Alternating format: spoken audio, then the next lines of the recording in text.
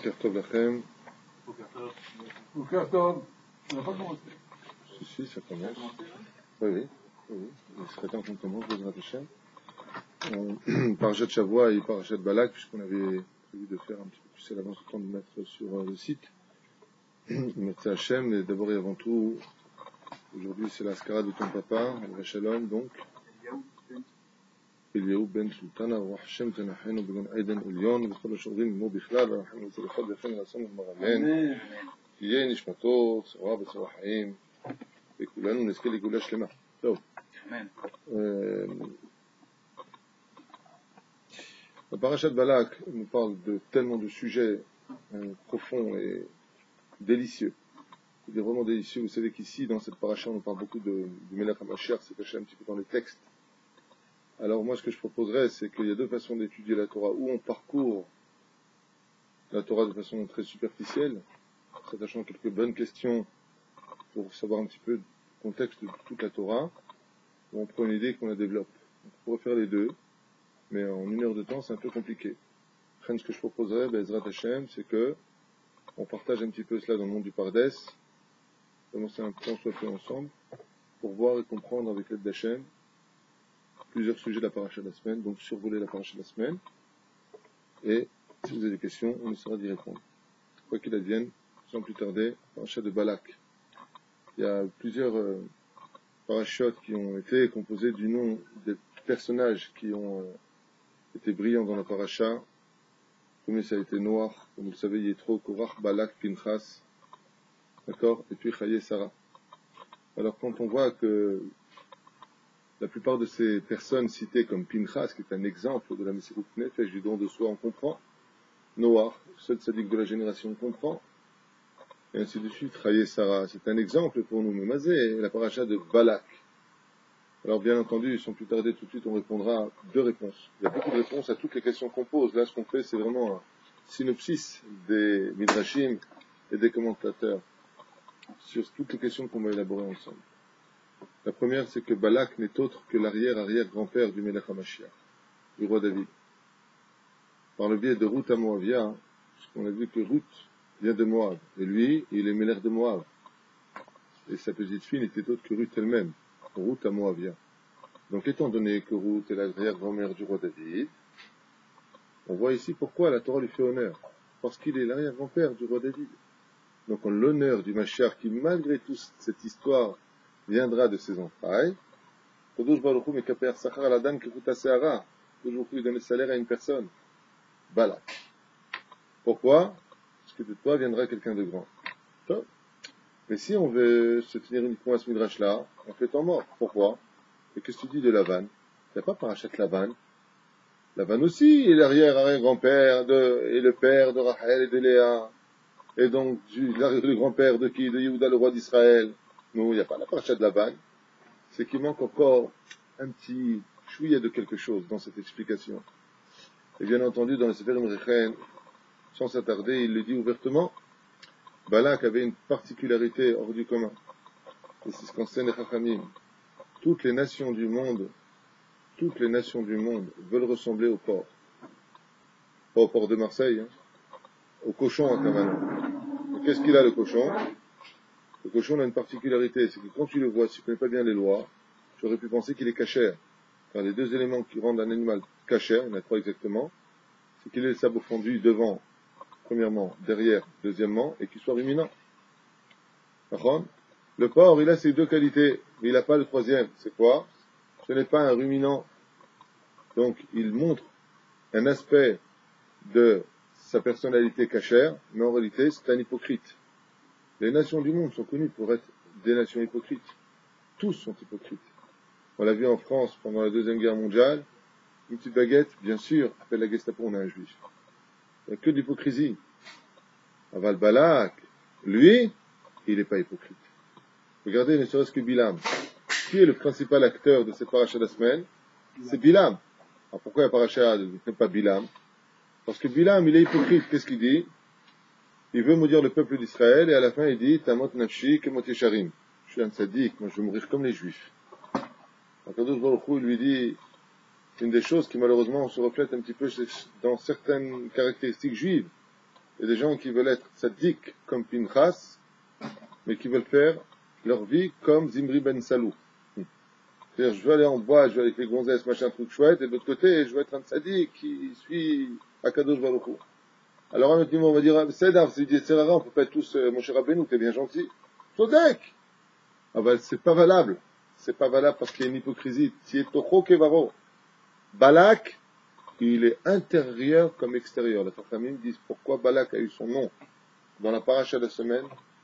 Parce que dès que Dieu prend un exemple, qu'il soit juif ou pas, comme par exemple pour le respect des parents, on a pris dans le Shulchan Aruch Daba Men Netina, basé sur Maseret Kedushim, la page 40 là-bas, de Mani, comme Goy, comme exemple d'une mitzvah, chez Akadosh Baruch Hu, celui qui est un exemple, monte en haut de l'affiche.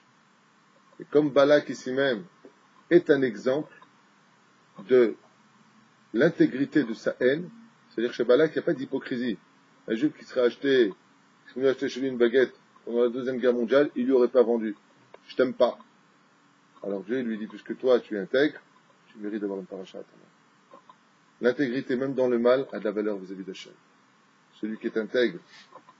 Troisième explication, j'avais dit 2, mais il n'y a pas 203.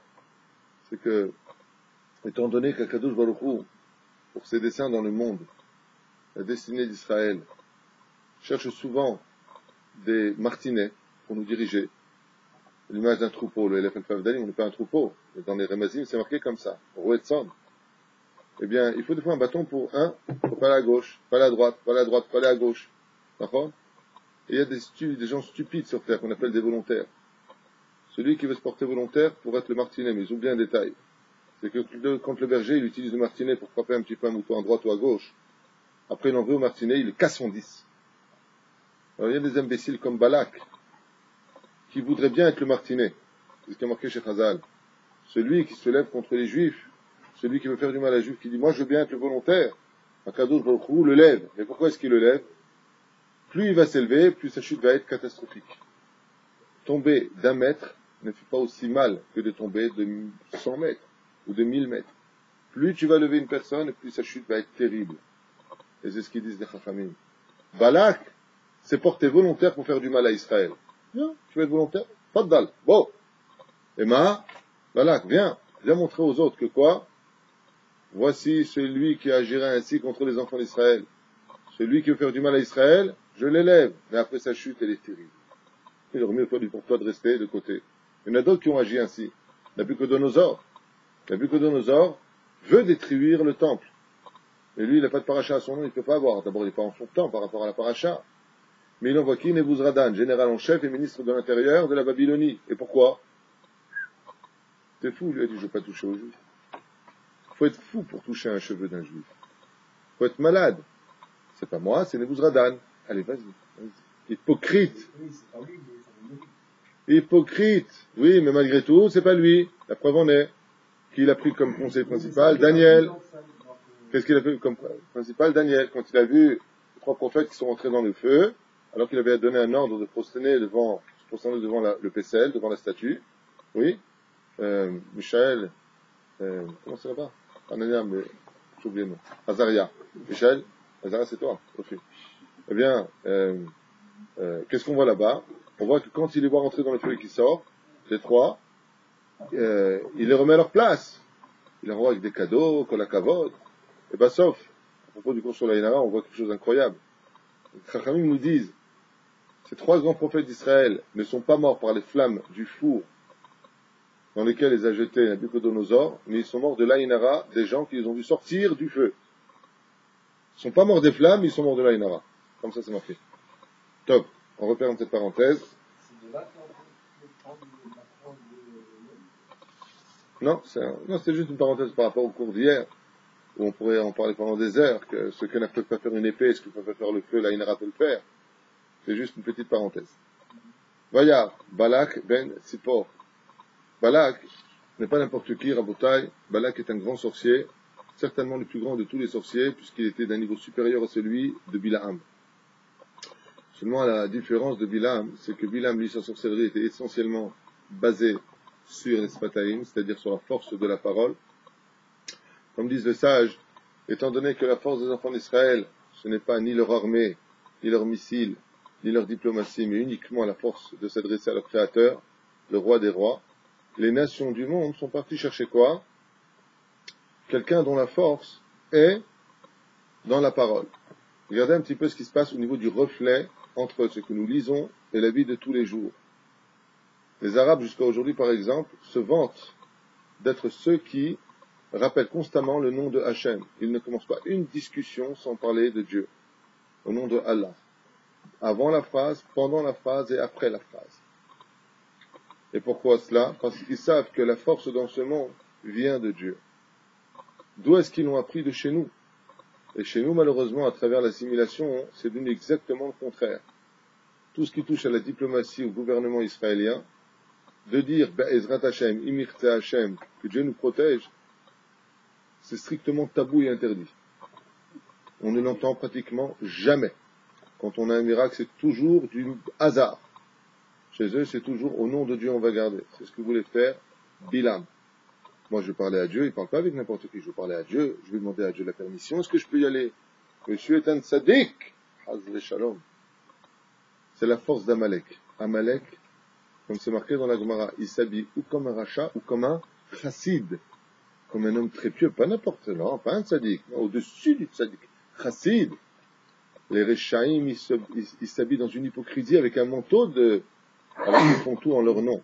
Ils se servent de soi-disant Dieu, mais ils font tout en leur nom pour assouvir leur Yetzerara, tuer, violer, massacrer et surtout voler les terres des autres. Ça, c'est l'hypocrisie des nations du monde. Zema Shekatouv, Vayar Balak Ben Sipor, ensemble, ils pensaient détruire le peuple. Et pourquoi d'Afka ensemble? Pourquoi entre Balak et Bilaam, ils pensaient détruire? Parce que si vous regardez bien la racine de ces deux noms-là, ensemble, ça fait les lettres du mot Amalek. Bilaam, Aïn Mem. Bilaam, Am. D'accord? Aïn Mem. Balak, Lamet Kouf. Ça fait quoi donc ensemble? Aïn Mem, Lamet Kouf, Amalek. Il y a un peuple qui peut lutter contre Israël, c'est le peuple d'Amalek. Donc si toi et moi ensemble, dans notre racine, si on se réunit, on peut reformer un peuple qui s'appelle le peuple d'Amalek, et Amalek a cette force, comme on l'a vu avec Aman qui vient d'Amalek, comme on le voit avec Hitler qui vient d'Amalek, okay, de pouvoir lutter contre les gens. Des fois ils perdent, des fois ils gagnent. On a vu que pendant la Deuxième Guerre mondiale, ils ont quand même réussi à exterminer entre 6 et 9 millions de juifs, sans parler de la descendance, bien sûr, qui a été exterminée à travers ceux qui sont morts dans les consomatoires, que Dieu repose leur âme. Oui. Alors on voit ici dans la racine de Balak et de Bilaam qu'il y a la racine d'Amalek. Donc, viens ensemble. Sans toi et moi, on ne peut pas y arriver.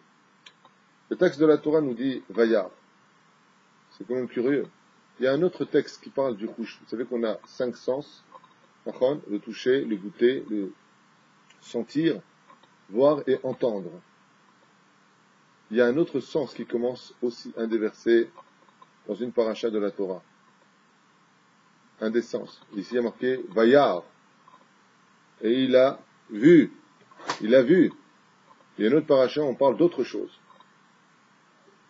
qui porte aussi le nom de celui qui a été capable d'aller au-delà d'eux. On n'a pas le temps et je vois que vous restez muets, comme d'habitude. Même si vous avez les réponses, bien sûr, hein, c'est de l'humilité, comme vous le savez. J'essaie de sauver la mise. Vaishma Yetro. Il y a deux choses, encore une explication sur le sujet. Yetro, pourquoi il a une paracha en son nom? Parce qu'il a été le seul à écouter, alors que tout le monde avait écouté. Alors lui, il a perçu dans son entendement la différence entre lui et toute la terre. Et voici qu'on a une deuxième paracha où on nous parle encore d'une personne qui va avoir une particularité. Et cette particularité, c'est quoi? Celle de voir alors que tout le monde a vu. Tout le monde a vu ce que lui a vu. Alors pourquoi les autres n'ont pas réagi? Vayar Balak Ben Sipor, il a vu. Il y a des gens qui voient et qui ne comprennent rien. Ils ne comprennent rien. Il y a des gens qui entendent et qui n'écoutent rien. Yétro a entendu, il s'est réveillé, il a agi. Je vais me convertir au judaïsme. Donc la Torah lui dit, Kol HaKavod, le seul sur des millions d'individus sur terre, voire des milliards d'individus, qui enfin dit, j'entends, je bouge. Dans cette paracha, on a le même reflet. Il y en a un qui voit, et pas comme tout le monde, toutes les nations du monde voient combien Dieu aime le peuple d'Israël, voient combien grâce à Dieu, avec tous les problèmes qu'on a, on n'a pas besoin d'ennemis extérieurs, on en a dans le pays.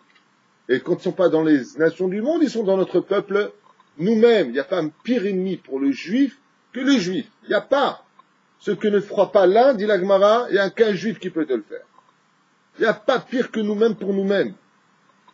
C'est pour ça que Dieu, des fois, nous envoie des guerres, pour qu'on se réunisse un petit peu aussi. Mais pourquoi on est comme ça, c'est un sujet pour nous-mêmes.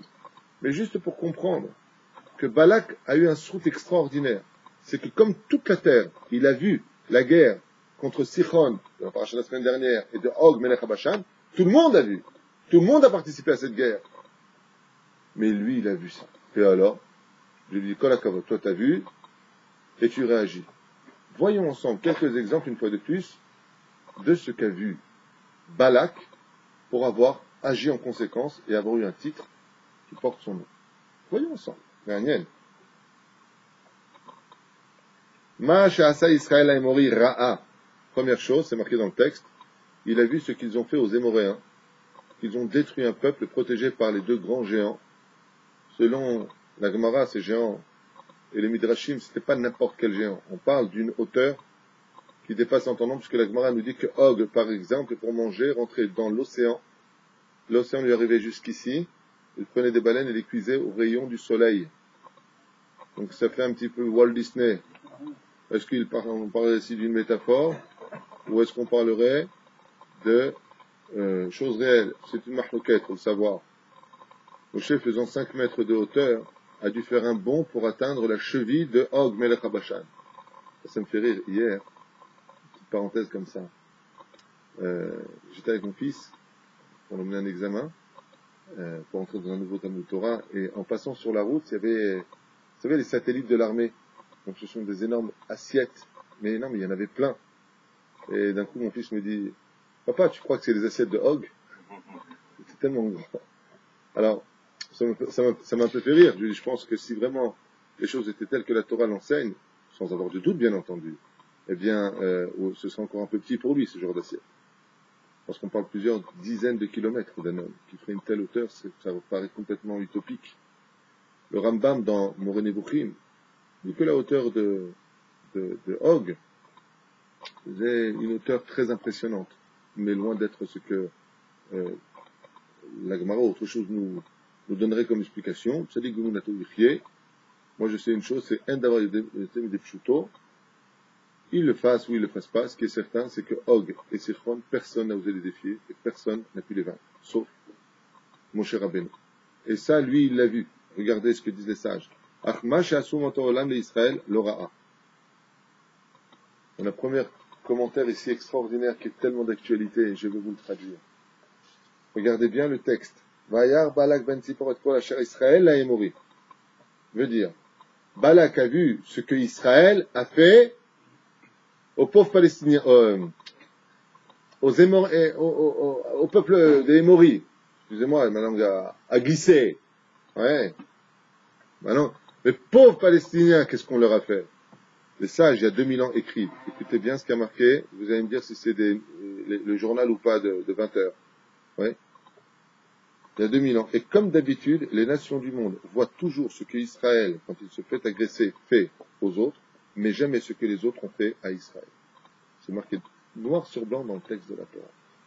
Vayar, il a vu ce qu'Israël a fait aux pauvres Palestiniens, aux Émoréens, qui étaient les Arabes de cette époque, oui.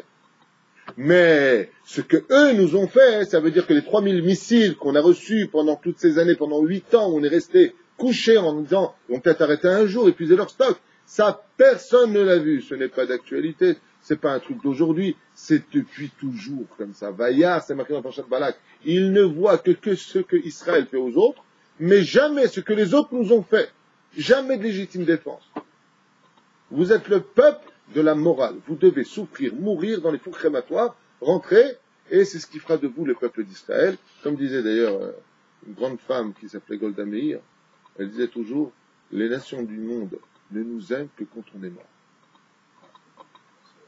Ils adorent faire des films sur la Shoah, venir déposer des soldats disparus là-bas en France, reconnaître Alors là, ils font des grandes cérémonies parce qu'on est mort. Ah oui, vous vous rendez compte, ils sont morts. Il est mort le poète. Mais quand nous, on fait en légitime défense quelque chose, ça par contre, regardez ce qu'ont fait les Juifs. C'est pas depuis hier cette histoire, on peut le constater ici. Ah là là là là là. Ma shera balak. Et kol asher Israël a émori. Et là, les shiur ra'a devarim, sam libo, lechat ala katuv bo, et raya shemo. Balak, comme c'est marqué là-bas, Balak, beracha, velo, kelala. Ce sont les initiales de Balak. Bet, lamet, kouf, beracha, bet, lo, kelala, et non pas kelala. Pourquoi? Parce qu'on verra que dans sa haine, à travers ce qu'il a vu, eh bien, il va demander à être maudit. Regardez bien de quoi est-ce que je parle. Balak, pourquoi on l'appelle Balak? Bet, lamed, kouf. Bet, beracha. Lamed, lo. Kouf, kelala. Bracha, lo, kelala. De quoi est-ce qu'on parle? Vous allez comprendre quel rapport. Le verset nous dit comme ça. Vayagor Moav mipene ha'am me'ot kirav u vayakot Moav mipene bene Israël. Il a eu peur. Vayagor. C'est bizarre comme mot Vayagor. Vaypahed. Ne l'odea. Tellement de mots pour dire juste Vayagor. Vayagor, c'est un mot un peu spécial, non? Il a pris peur. De quoi est-ce qu'il a pris peur? Kirav hu vayakot Moav mipene bene Israël. Et là, c'était comme des kotsim pour lui. Il s'est levé de devant les enfants d'Israël et il a eu peur. Qu'est-ce qu'il a vu qui lui a fait si peur? Il a vu le Erev Rav. Regardez maintenant les mots. Qui Rav hu. Il disait Rav, il parle du Erev Rav, il fait un remède. Et alors, de quoi tu as peur de voir le Erev Rav? Au contraire, si tu as vu le Erev Rav qui est sorti d'Égypte, bon, c'est vrai que selon Rabbeinu Bachye, on parle de 900 millions de Erev Rav qui auraient suivi les enfants d'Israël. Même si c'est pas 900 millions, à cause d'Ivry Lukim Haïm, qu'on ne remet pas en parole, la parole des sages en question, mais on parle de plusieurs dizaines de millions de gens qui ont suivi les enfants d'Israël dans le désert. C'est quand même invraisemblable. Et même si je veux dire 1 million, 900 000, c'est quand même vraisemblable. C'est de ça qu'il a eu peur. Vayagor, le mot employé par la Torah, c'est pas le mot Vaypahed. Pourquoi? On parle pas de Pahad. Il n'y a pas marqué Vayar. Vayar, ça veut dire quoi? Il a eu peur. Ira. Vayagor, Moab. Le mot Vayagor prend sa racine de deux notions hébraïques. La peur ou le Giyur. Comment on dit à convertir en hébreu? Giyur. Les Idgayer. Vayagor, Moab. Moab. Vayagor, Balak, Mechila. Balak a eu peur d'une chose. Quand il a vu le peuple d'Israël, il a vu le peuple d'Israël. Mais qu'est-ce qu'il a vu? Il a vu quelque chose de terrible. Il a vu que les pires racailles de l'Égypte, à travers la fréquentation des Hébreux et des Juifs, se sont convertis au judaïsme. Et c'est ça qui lui a fait peur. Il a dit, oh là là, mais ce peuple-là, c'est pas n'importe quel peuple. Toutes les nations du monde et toutes les religions rêvent de convertir le monde à leur idéologie. Les chrétiens, depuis des décennies, essaient de convertir les nations du monde au christianisme. Rappelez-vous des croisades, de l'Inquisition. L'islam est jusqu'à ce jour force, par toutes les malices, que ce soit par la force de la guerre sainte, par l'assimilation comme ils le font en Europe de façon majestueuse, en prenant les femmes et les mettant enceintes. Mais ils n'ont pas inventé, hein. Pharaon a voulu tuer les garçons juifs pour laisser les filles, les mettre enceintes et faire des descendances arabes. L'histoire ne fait que se renouveler constamment. Elle se transforme, mais elle n'est pas neuve. Balak a peur. Et de quoi est-ce qu'il a peur? Vayagor Moab. Il dit, mais ça va pas, non? Toutes les religions du monde forcent les autres à épouser leur religion pour devenir islamistes. C'est pas compliqué, tu veux devenir arabe? Tu rentres, tu dis que Momo c'est le prophète de Dieu, ouais, tu fais 3 petits tours et puis ils s'en vont, en 2 minutes t'es converti. Quand tu veux devenir chrétien, c'est pas compliqué, pas besoin de prendre ta douche, ils te la prennent sur place. Ils te mettent un peu d'eau bénite sur la tête de béni d'un, je sais pas qui d'ailleurs, ouais. Et tu fais 3 pavés et 3 chansons, et t'es chrétien. Ça prend 2 minutes pour devenir chrétien. Bouddhiste, c'est pas compliqué, ils ont 7 rouleaux comme ça, tu les tournes les 7, tu dis Bouddha n'a jamais réussi son régime, et tu deviens bouddhiste. pour devenir juif, combien de non-juifs ont essayé de se convertir et en plein milieu de la route, 5 ans, 6 ans, 7 ans, 8 ans. Bon, vous voulez pas que je devienne juif, là? Nous, on n'a pas besoin que tu deviennes juif. On t'a pas demandé de l'être.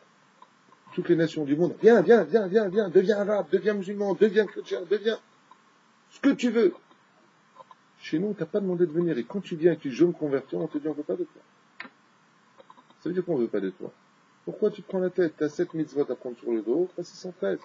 Pourquoi tu veux te mettre dans la rasra?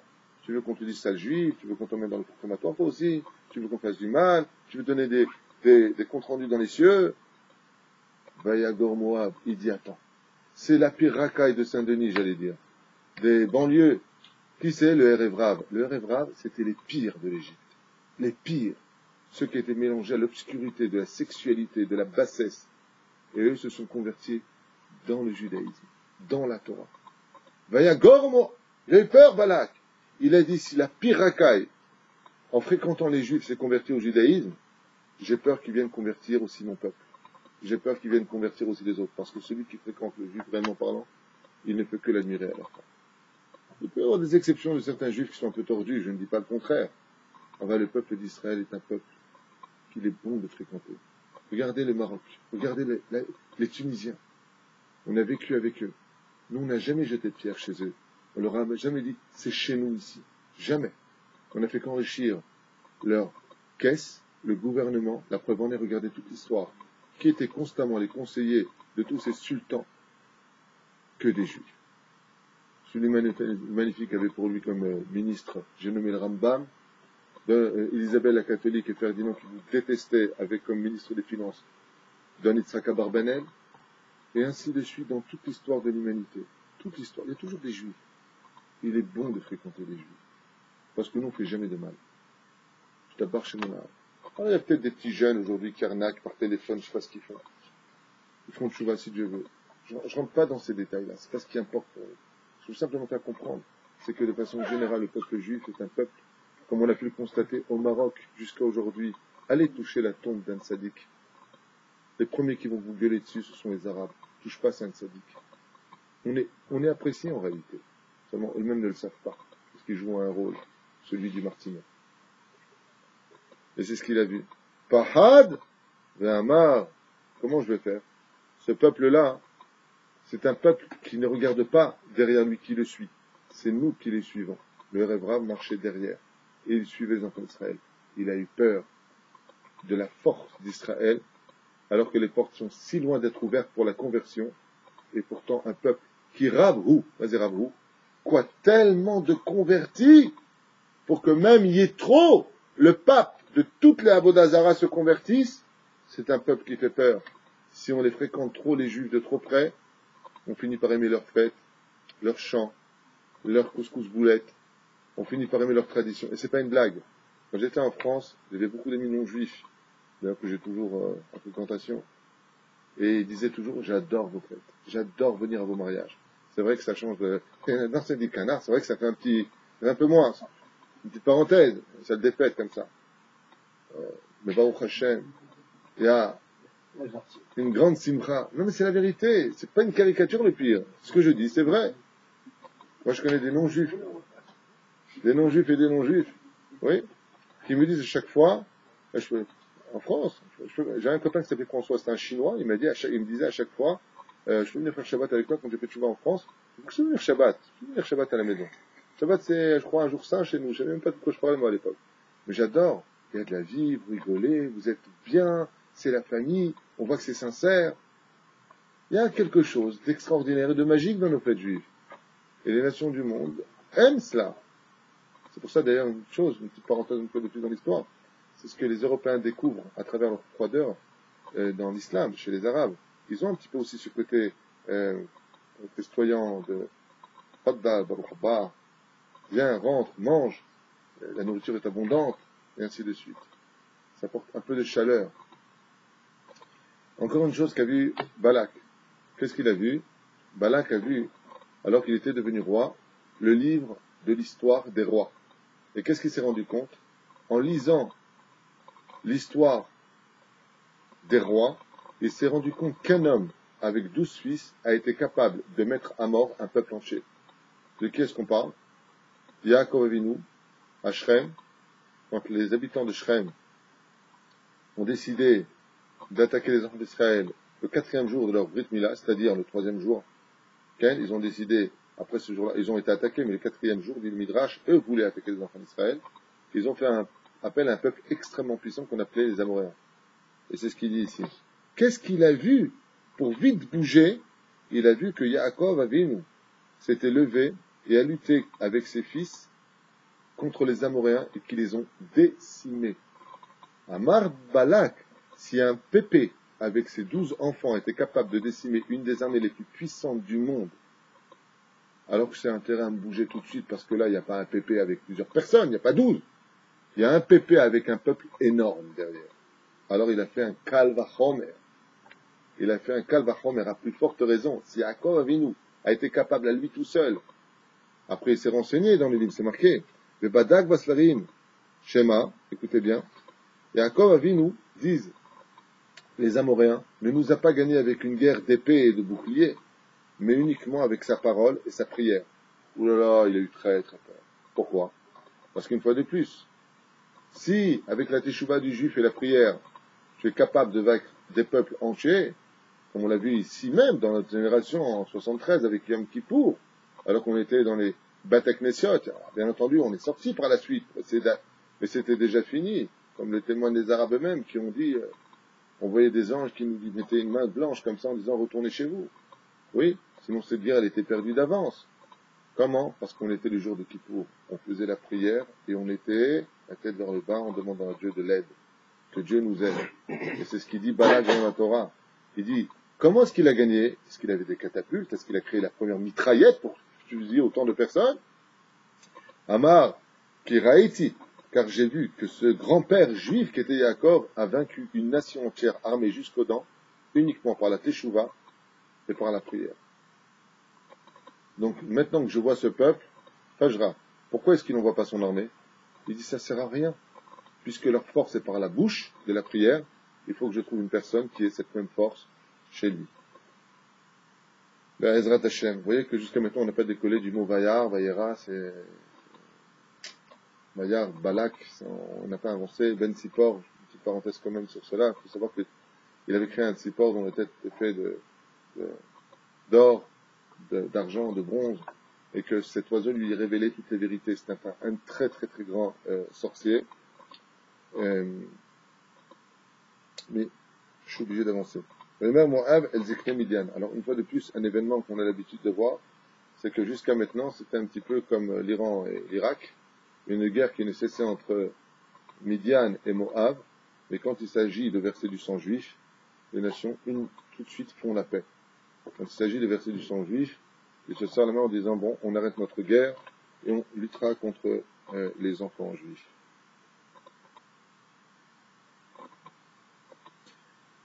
La Gemara pose la question et dit, comme le rappelle Rachid sur place, pourquoi Béhémet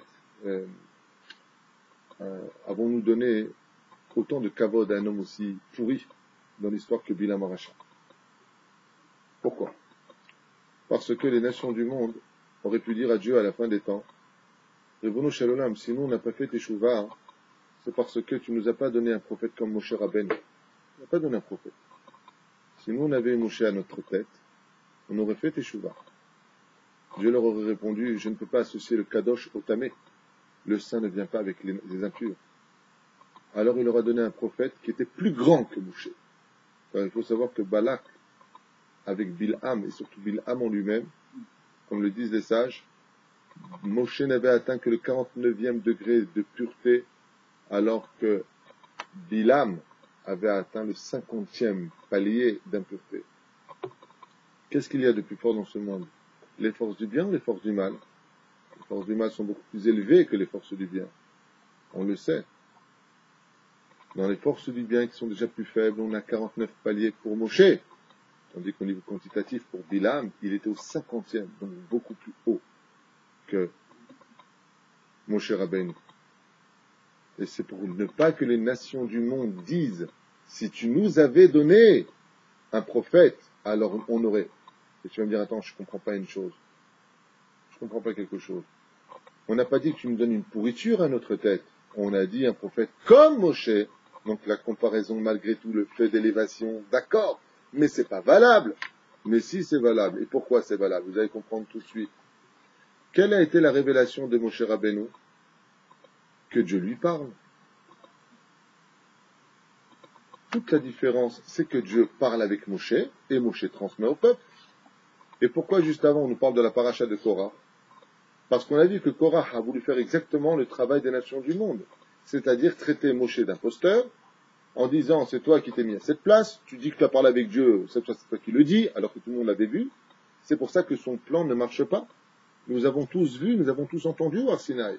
Donc ils ont vu ce contact en tant que peuple, que le peuple d'Israël avait comme prophète Moshe Rabbeinu. Ah, donc ils sont là, ils l'ont vu. Donc on voit ici qu'ils ont le libre arbitre de l'accepter, de ne pas l'accepter, d'où la paracha qui précède, qui vient nous parler de quoi?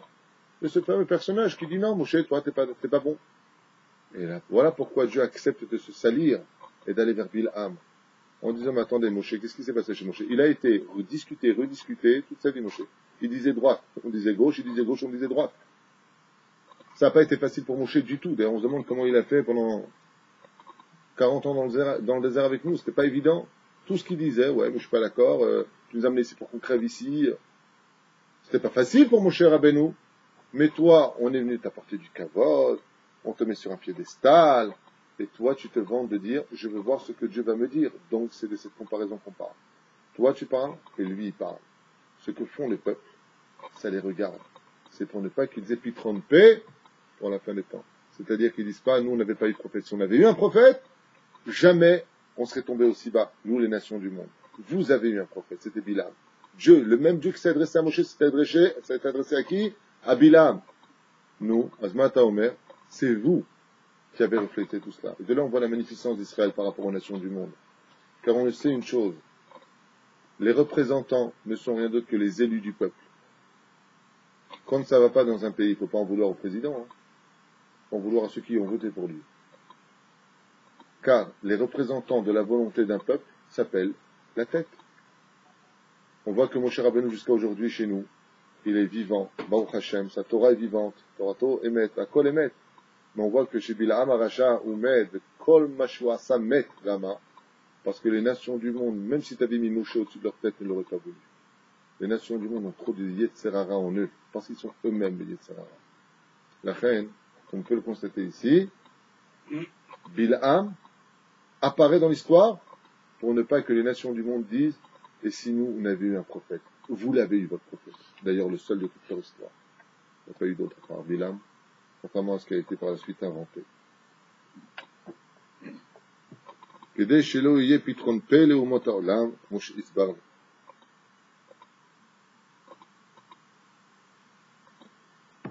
Il dit ensuite, וישלח מלאכים אל בלעם בן פאור, בתורה אשר הנאה, ארז בן נעמו, לקרוא לו, לומר, écoutez bien les termes qui sont marqués ici. הנה עם יצא ממצרים, הנה כיסה את עין הארץ, והוא יושב ממולי. Viens vite. Donc il lui envoie des gens, des petits ministres, car un peuple s'est levé donc d'Égypte, il est sorti d'Égypte. Donc là, sachez une chose, il y a déjà de la chariade, parce qu'il faut savoir que Balak détestait Bilam. Je vous le dis dès maintenant, c'est un long sujet pour lui-même. Et il le charrie. Il dit, tu sais qu'il y a un peuple qui est sorti d'Égypte? Pourquoi? Parce que le chef de la sécurité en Égypte pendant l'esclavage, c'était Bilam. Et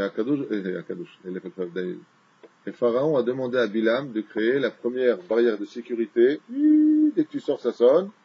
De quoi? Des enfants d'Israël. Ah, Bilam, qu'est-ce qu'il a fait? Abracadabruk, adabracadabruk. Il a fait une barrière spirituelle avec des démons, ce qui fait qu'aucun esclave ne pouvait s'enfuir d'Égypte. Donc, qu'est-ce qu'il a fait comme histoire? Il a créé une barrière spirituellement mauvaise pour pas qu'on s'enfuit. Et ben là, Bilam s'est toujours vanté en disant, celui qui me prend pour la sécurité, faut payer. Et personne ne s'enfuit. Comme Balak le détestait, il dit, au fait, je vais te dire un truc, il y a un peuple entier, pas un prisonnier, ils sont tous sortis d'Égypte, espèce de naze. Qu'est-ce qui se passe? Il est en train de... Il enlève tout crédit, on dit. Non, il n'a pas tout crédit, il est simplement en train de lui dire, t'as intérêt, cette fois, à être à la hauteur. Le motif en disant, regarde, t'as déjà été très très naze. Et le pire, c'est qu'il a toujours eu un ennemi. Moshe Rabbeinu a eu un ennemi, et lui a toujours un ennemi, c'est Bilham et Moshe ont toujours été ennemis. L'histoire en elle-même est très longue, il faudrait étudier un petit peu la biographie de Moshe Rabbeinu pour comprendre. Mais depuis le début, Bilham et Balak, et Moshe, et la Fafa Abdali, ont toujours été des grands ennemis. Et là, il lui parle de qui? De Moshe. Où est-ce que tu vois qu'il lui parle de Moshe? Regardez bien le texte. L'Omar, Ine Am, Yatsam et Mitzraim, Hine Kiset Anaret. Voici qu'un peuple est sorti d'Égypte, voici que, voici. Hine, ça s'écrit comment? He, 5, Nun, 50, He, 5. Hine. Ça fait combien? 60. 2 fois 60, Hine, 120. C'est une allusion à Moshe Rabbeinu. Et ton pire ennemi est à la tête de ce peuple. Tu vois bien que c'est pour le motiver. Pour répondre à ta question. 2 fois Iné, en disant qu'il est sorti d'Égypte. Et là maintenant, regardez le texte, on est obligé d'avancer dans les trucs. Ve'ata lechana arali. Et maintenant, viens et maudis-moi. C'est pas marqué arali. Et t'as amazé, ce peuple-là. Mais on sait une chose, quand on est dans le monde de la Torah, ou Hazve Shalom dans le monde de l'impureté, il y a une chose qu'on ne doit jamais faire, c'est se mettre nous à travers les versets. Par exemple, tu parles de Gemara avec quelqu'un en disant, imagine qu'un homme est mort. Tu dis pas, imagine que tu meurs et que. Tu dis pas tue-toi. On se prend jamais nous-mêmes. Et ça, les nations du monde aussi le savent. On se prend jamais soi-même en exemple. On dit pas, et si nous nous divorcions, qu'est-ce qu'on aurait fait dans cette situation? On dit, si un couple divorce, on se met jamais nous-mêmes, Hazve Shalom, parce que la parole est créatrice. Et là, qu'est-ce qu'il demande? Arali. Vous savez dire quoi, Arali? Maudis-moi ce peuple-là. Au niveau du français, ça se traduirait, fais ça pour moi. Mais celui qui comprend l'hébreu, ça fait très peur. Pourquoi? Parce qu'en réalité, ce que voulait Balak, c'est qu'il maudisse le peuple et lui en même temps. Et pourquoi il voulait être maudit lui-même? C'est que Balak détestait tellement les Juifs qu'il avait vu dans la sorcellerie que viendrait de lui le Mashiach. On l'a dit tout à l'heure par Ruth à Moabia. Et lui, Arali, viens et maudis-moi que moi je puisse plus avoir d'enfants. Ça va pas, non? Moi je vais engendrer le juif qui va sauver tous les juifs. J'en veux pas, ça va pas, non? C'est pour ça qu'il se met lui-même au niveau du verset de la Torah en disant, pas que, viens et moi aussi tu m'agresses. Que quoi? Que je puisse être stérile. Que personne ne vienne de moi. Arali, comment on dit en hébreu une femme enceinte?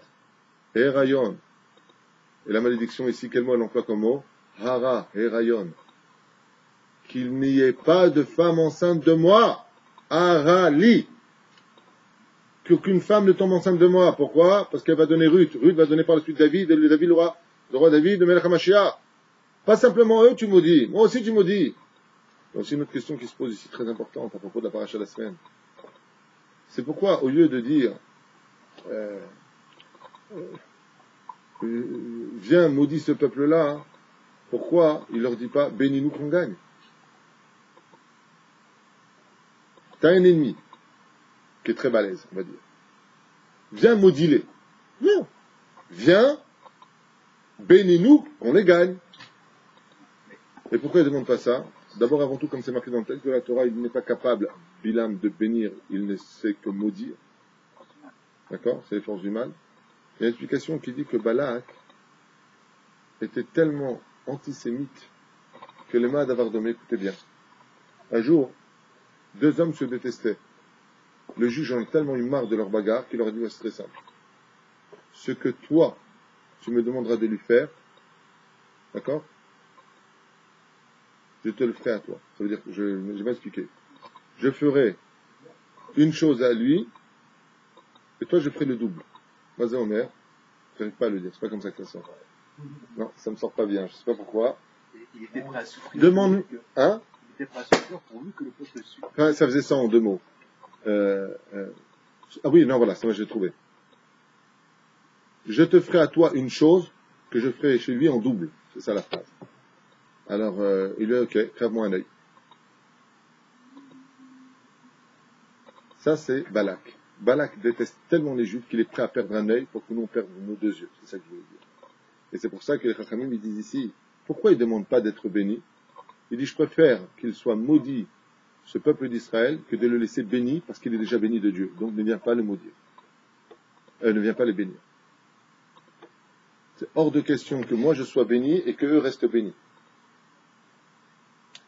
Je préfère rester tel que je suis, mais eux, ils ne soient pas bénis.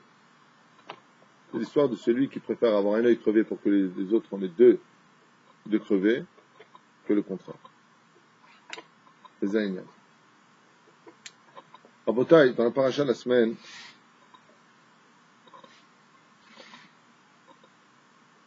on nous parle des sorciers. Si vous regardez bien le texte, bon, il y a tellement de choses à dire ici. Si je reprends un petit peu ce qui a marqué ici, il est mort, Vaishlach Malachim. Il a envoyé donc des anges vers Bilam, Ben Peor, Betorah, la Nahar, Arali, et Amazé, Arshenu Mina Haaretz. Alors,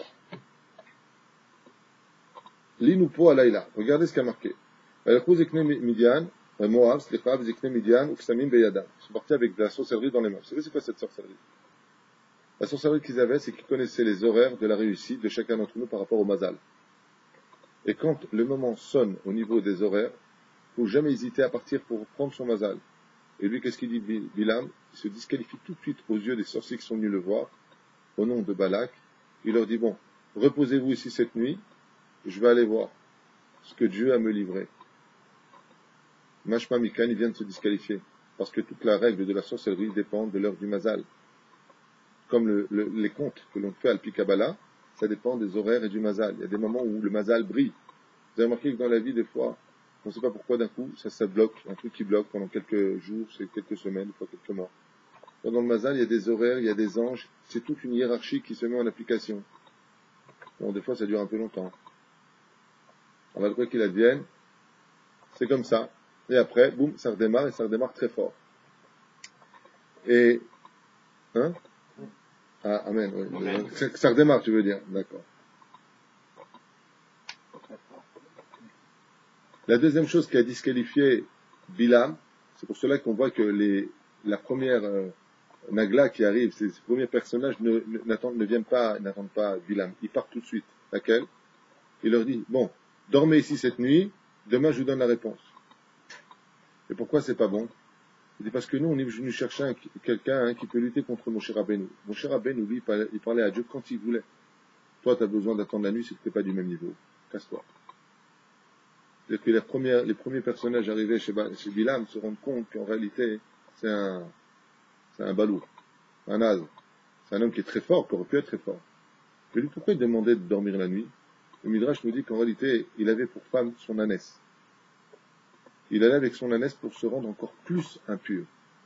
Et qu'à travers l'impureté et les démons, il obtenait des réponses. Regardez ce qu'a fait Akadosh Baruch Hu par amour pour le peuple d'Israël. Il s'adressait à un homme aussi impur que lui pour montrer la grandeur des enfants d'Israël, pour traduire ce qu'il disait en malédiction, devenu d'un coup des bénédictions, comme on va le voir plus tard. Écoutez bien. Il y a ici des secrets extraordinaires. Je ne peux pas m'attarder dessus. Je vous conseille vivement de voir tous les midrashim qui parlent de ces moments précis où ces représentants de Balak viennent chercher Bilham pour l'emmener afin de maudire le peuple d'Israël, Chaz v'Shalom.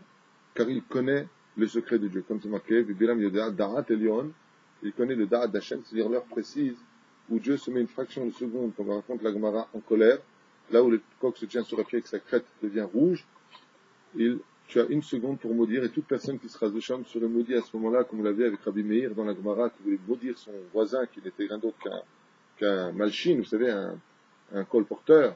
Eh bien, au moment où il voulait le maudire, il s'est endormi, et Brouria, son épouse, à Rabbi Meir Balanès, est venu lui dire, au lieu d'attendre l'aurore pour maudire ce voisin, tu aurais pu prier toute la nuit pour lui, pour qu'il fasse tes chouvas.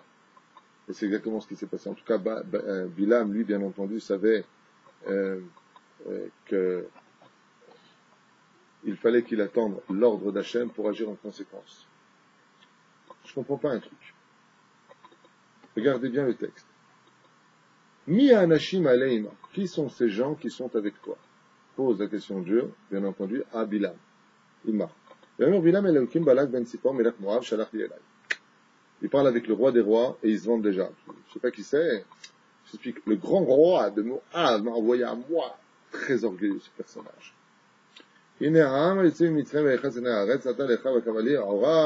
Comme dit Léoto, peut-être que je pourrais renvoyer ce peuple, il dit pas les tuer, c'est-à-dire les répudier de l'endroit. L'otelech, quel mot est employé en hébreu ici? Aimmahem. C'est quoi Aimmahem?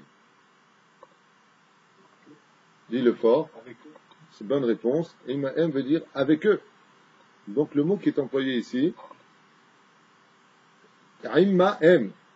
Il y a une autre façon de dire en hébreu avec eux. Il y a fait meod. Prends bien l'hébreu. Aim kol hakavod. Immahem o itam. Et regardez maintenant la suite. L'otar et ta'amazé baruchu. Qui baruchu? Dieu lui dit, tu ne vas pas avec eux car c'est un peuple qui est béni. Donc ne compte pas aller les maudire, tu ne peux pas le faire. Donc il lui annonce déjà son échec. Regardez la suite. Comme Bilam Aboker, ma mère, elle s'arrête balak, lechou el atzechem, partez, qui a rien netiti la aloch imachem, car je ne pourrai venir maintenant avec vous. Kumu sarem moav, evul v'angru, l'un Bilam, alach imanu, Yosef od balak, shalach sarim rabim. Bon, il a fait comprendre si on remet que vous êtes trop petit pour moi, il faudrait qu'il envoie les premiers ministres. D'accord, on est dit, mais il est, donc, d'un autre niveau, vers Bilam, là, qui kaved avredecha, viens, je te donnerai tout ce que tu me demandes, et ainsi de suite. Lui, il est prêt à tout perdre. Balak, le roi de Moab, pour la perte des enfants juifs. Et la même chose, et regardez ce qui se passe. Bilam va yomer el avde Balak. Mi intem Balak emerot beto kesef, v'kule, v'ata, shevu na bazé gamatem laila. Vous aussi restez ici cette nuit. Ve'edam ma Yosef Hashem daberini. Et je vous raconterai ce que Dieu m'a dit avec moi. Mimi, regardez bien. Ve've le kemel Balak laila, va yomer lo, im nekro lecha ba'u anashim, kum lechitam. C'est débile. Au niveau de la compréhension, même en français, ça fait débile. Il envoie des ministres. Ah non, je peux pas aller avec vous. Quel mot est employé là-bas? Aimmahem. Avec eux.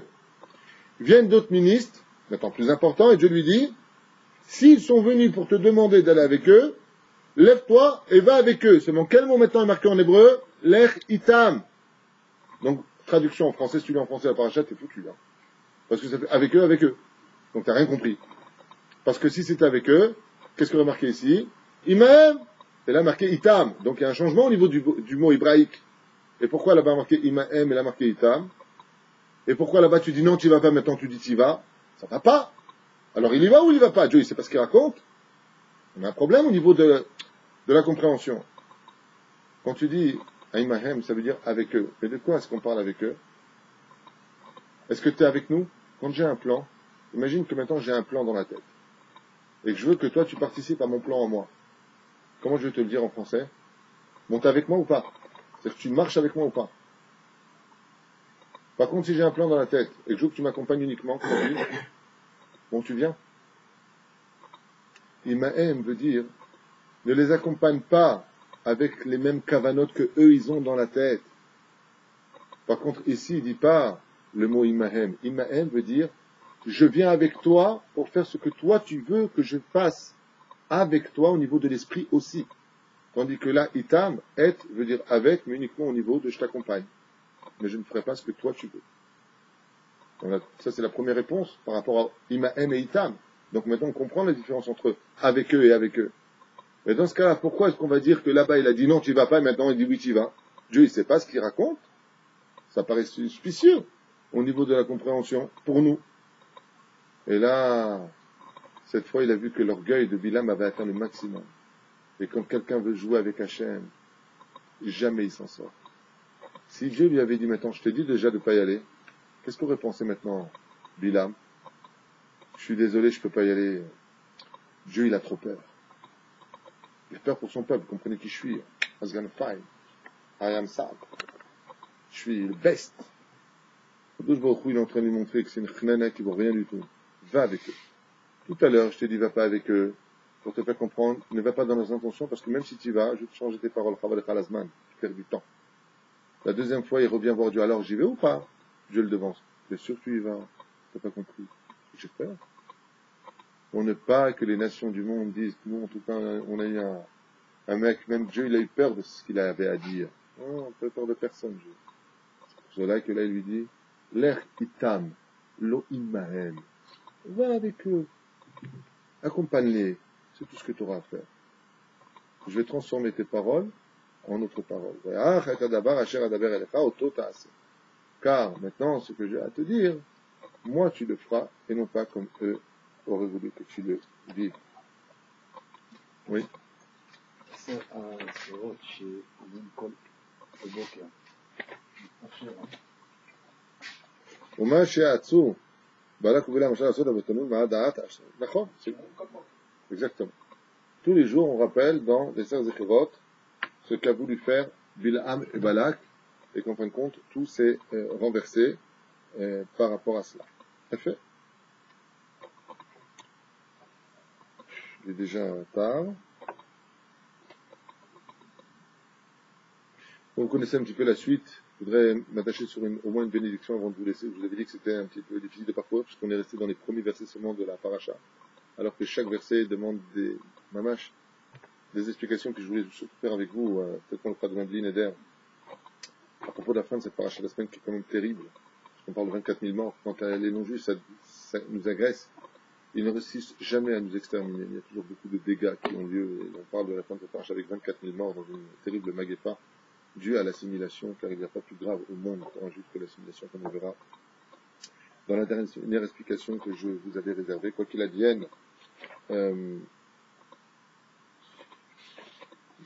Bilham va prendre donc son âne, l'ange va apparaître, l'ange de la mort va apparaître, Gabriel, et bien entendu tout le monde va se moquer de lui à ce moment-là. Pourquoi? Pour la simple bonne raison, c'est que si tu n'es pas capable de voir un ange de la mort devant toi, alors que ton âne est capable de le voir, c'est peut-être l'âne qu'on aurait dû aller chercher. C'est peut-être l'âne qu'on aurait dû aller chercher. Il se passe un miracle hors du commun, c'est que la bouche de l'âne va se mettre à parler, car depuis la création du monde, il était prévu que cet âne parle, l'âme de Bilham Aracha. Et donc il dit, pourquoi est-ce que tu me frappes alors que tu me chevauches tous les jours? Et ainsi de suite. Bilham continue son chemin. Shalosh Regalim, bien entendu, il aura son pied qui se frottera contre un espèce de rocher qui fut le serment qui avait été fait entre Yaakov et Lavan, de ne jamais dépasser cette frontière pour se faire du mal l'un à l'autre, qui va être trahi une fois de plus par les nations du monde qui adorent nous observer avec des jumelles dans le moindre défaut, alors qu'il faut mettre se regarder avec des loupes en ce qui les concerne dans leur immoralité, et dans tous les sens du terme, comme bien entendu on le sait tous, mais malheureusement on ne peut rien dire. Donc il continue son chemin. Malheureusement il va se passer un événement tragique, c'est que Balak va faire des corbanotes en l'honneur de Dieu, pour que justement le peuple d'Israël soit maudit, et ça nous portera préjudice, ces corbanotes qu'il fera. Bilham n'arrivera pas à maudire le peuple, et les bénédictions qu'il prononcera sont d'une dimension hors du commun. Hors du commun. Absolument hors du commun. Quoi qu'il advienne, je vais juste en prendre une, si vous avez envie.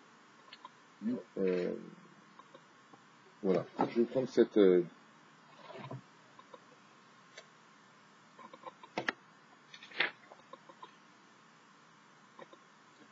En ham levada nishkon ou bagoim lo itchashav. C'est marqué comme ça dans le texte de la Torah. Nous sommes dans le chapitre 23, verset 9. Dans les malédictions que voulait prononcer Bilham, qui se transformeront en bénédiction, on comprendra que ce qu'il a voulu donc maudire n'est autre que le contraire de la bracha qu'on entend dans la Torah. Voyons ensemble ce verset-là.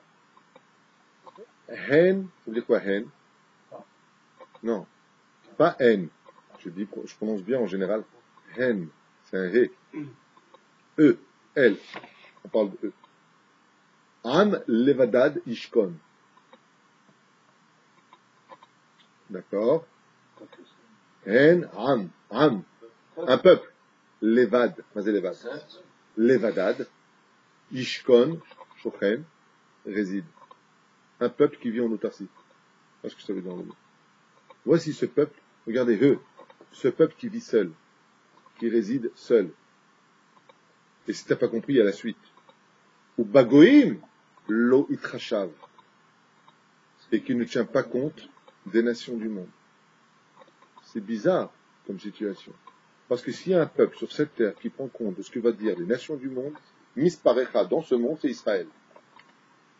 Je me gratte le nez, attends, je demande à Clinton. Non, c'est plus Clinton, c'est Obamouche. Obamouche, est-ce que je peux me gratter le nez, s'il te plaît, parce qu'il y a une guêpe qui n'arrête pas de me piquer. Vous voyez ce que je veux dire? On fait rien. On ne fait rien sans demander à, comment s'appelle le fromage en France? Hollande. Ouais. On ne fait rien sans demander à l'Arabie Saoudite.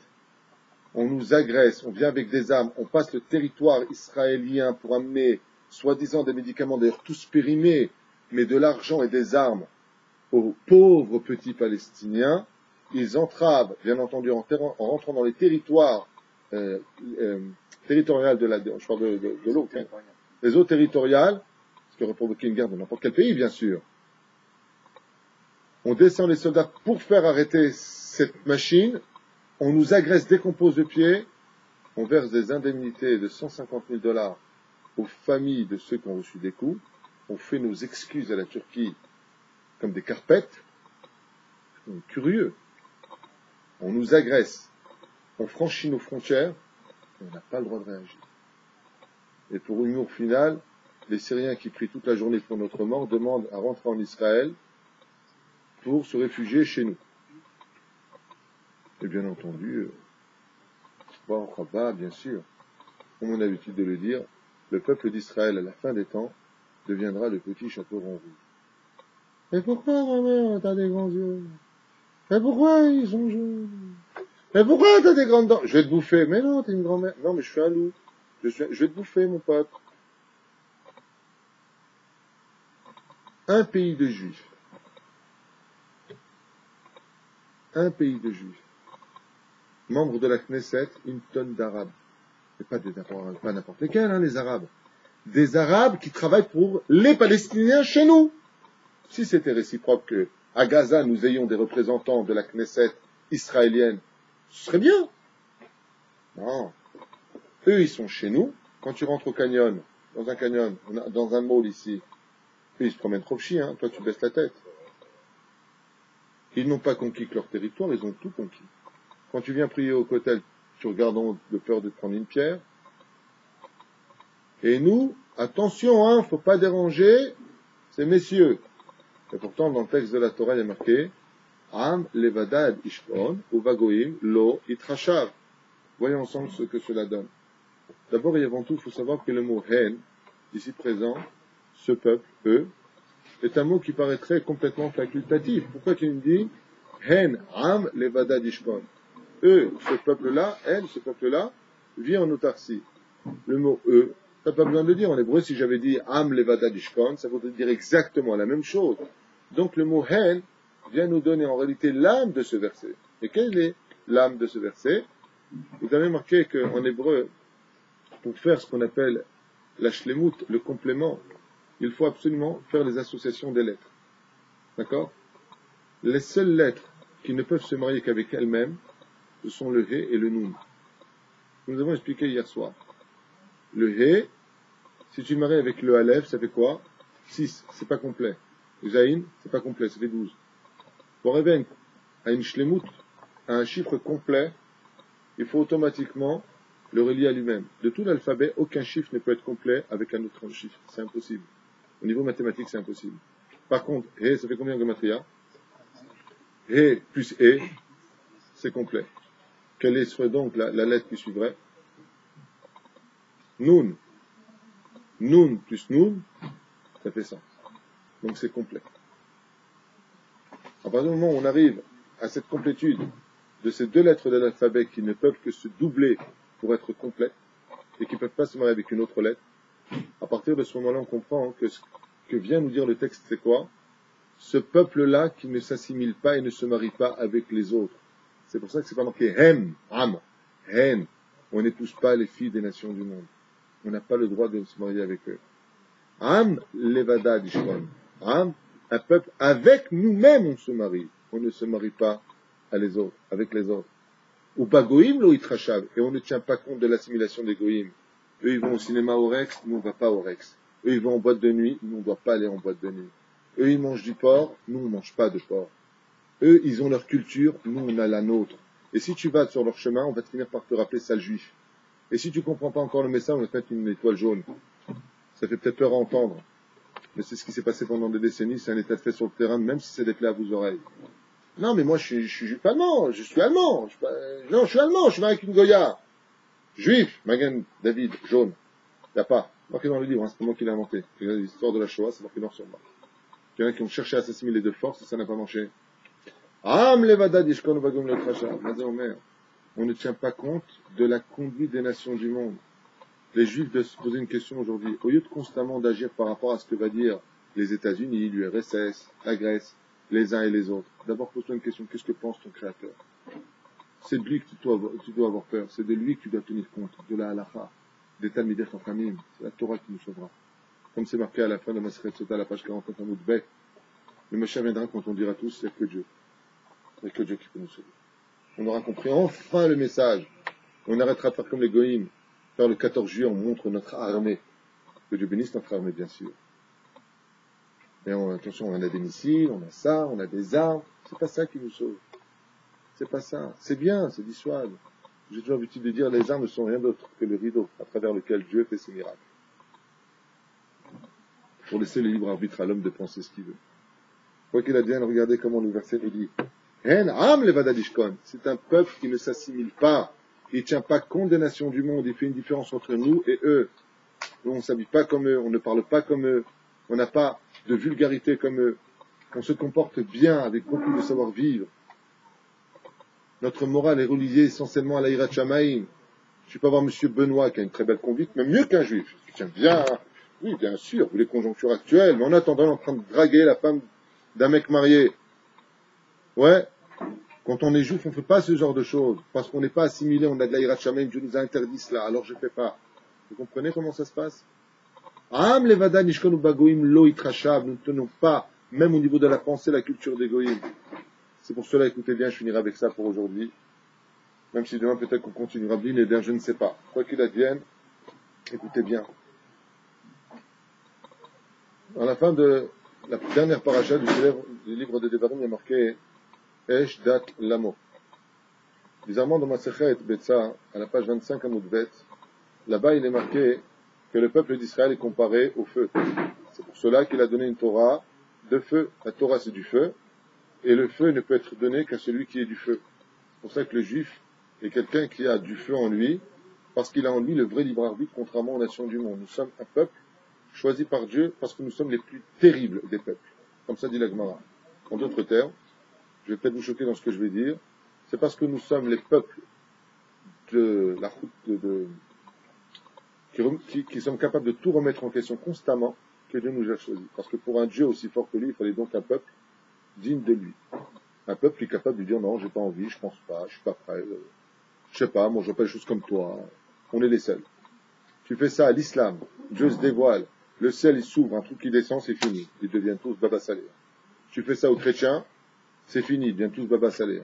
Tu fais ça aux bouddhistes, c'est fini, ils deviennent tous Allah Akbar, il n'y a pas de problème. Il n'y a qu'un peuple qui est capable de voir Dieu, lui parler, dit je suis un vaudor, tout ce que je veux. Il n'y a que nous. On est unique au monde. On voit les miracles de droite et de gauche. On était mis en Égypte. Tu prenais des coups là, il n'y a que nous. C'est pour ça qu'on a été choisis.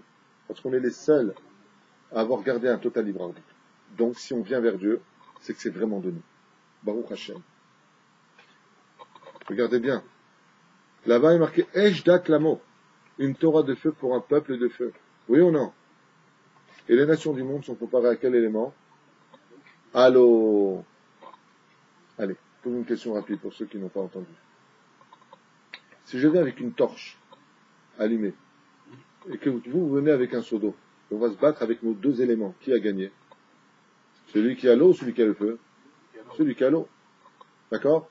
Une bibliothèque, le prend feu. Je viens avec un tuyau. Qui aura le dernier mot, Bassof? L'eau. Toujours. Enfin, un imbécile va me dire, ouais, mais alors le feu, il aurait eu le temps de brûler tout le truc, et à quoi ça peut avoir? On s'en fiche, on parle de cette image. L'eau l'emporte toujours sur le feu. La preuve de dès qu'il y a le feu, de l'eau. Donc si nous sommes Israël le feu et que les nations du monde représentent l'eau, qui devrait nous exterminer très rapidement? Qui pourrait le faire très facilement? Les nations du monde. Et on voit ici qu'il n'y arrive jamais. Pourquoi? Parce que la seule chose qui peut permettre au feu de gagner de l'eau, c'est quand tu mets un intermédiaire, une méritza entre les deux. C'est-à-dire que si tu mets de l'eau dans une marmite et que tu mets du feu en dessous, tu verras que le feu maintenant va mener l'eau à ébullition, à une chaleur qui lui représentera lui. Nous pouvons influencer sur les nations du monde, mais qu'à une condition, qu'il y ait entre le feu et l'eau une barrière, une mechitza, c'est-à-dire quelque chose qui nous sépare. Esh Dat Lamo, vous êtes le peuple du feu, donc l'eau gagnera toujours sur vous. Quand? si vous enlevez les barrières. Et c'est exactement ce que vient nous livrer la fin de la paracha. On a retiré les barrières, les goyotes sont venus, les non-juifs sont venus, on a retiré les barrières, et alors on a eu des morts. Le feu s'est éteint chez nous. C'est pour ça que le mot d'ailleurs amour en hébreu, comment on dit amour? Comme on dit une flamme, Léava. Nous sommes le peuple de l'amour, le peuple du feu. Les feux de l'amour. C'est autre chose pour ma mère. Et c'est pour ça alors que l'Arba et Tenselot, Amaï, Roa, Esh, Adir, le feu, Esh, qui se représente quoi? Jérusalem. Ah, fait. Beth Amikdash. Eh bien, c'est justement pour cela qu'il faut se bat pour Jérusalem. Et c'est pour cela que vous devez comprendre que la seule façon pour nous de gagner les nations du monde de notre histoire, c'est de vivre justement avec des barrières. Quand tu fais un mariage, ne fais pas un mariage comme les non-juifs. Mets une mechitza entre les hommes et les femmes, parce que sinon, si tu enlèves cette barrière, tu finis par t'assimiler. Et à cause de ça, les goïms pourront nous gagner.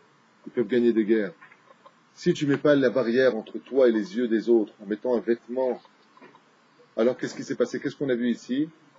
Ils ont enlevé les barrières. Regardez, avant Napoléon, est-ce que les Juifs étaient assimilés? Quasi pratiquement pas. Napoléon a enlevé les barrières. On est tous pareils. Créer le consistoire. Ah. Et après, 80% d'assimilation. Haine! Tout comme ces deux lettres ne peuvent se marier qu'avec elles-mêmes, on doit faire attention à cela. Mais Am Levada Dishkon, on doit vivre en autarcie. C'est quoi vivre en autarcie? Faire une barrière autour de nous. Au Bagoïm Loït Rachav. Et si tu veux réussir à ne pas tenir compte des nations du monde, mets une mechitza entre toi et eux. Si tu arrives à mettre une mechitza entre toi et eux, si Bezrat Hashem, tu mets la Torah entre toi et les nations du monde, pour savoir comment guider ta vie, alors tu t'assimileras jamais. Tu ne tomberas jamais dans le piège. Mais si tu commences à faire les mariages comme eux, ils le font, si tu te prends pour quelqu'un qui va défiler à Cannes, pour le festival de Cannes, avec tes lolos à l'air et je me montre, et parce que c'est ton mariage ou parce que tu fais la bar mitzvah de ton fils comme les goïms l'auraient fait, alors tu as retiré toutes les barrières, ne t'attends pas à autre chose, de rejoindre les nations du monde, ou dans ce monde, ou dans l'autre. Et c'est ça que voulait dire Bilham. Quand il a maudit le peuple d'Israël, il voulait dire ce peuple qui n'a pas de barrière. Donc ce peuple de feu qui n'a pas de barrière. Mais ça c'est traduit par Hem, Am, Levadad, Ishkon, Ubagoim, Loït Rachav.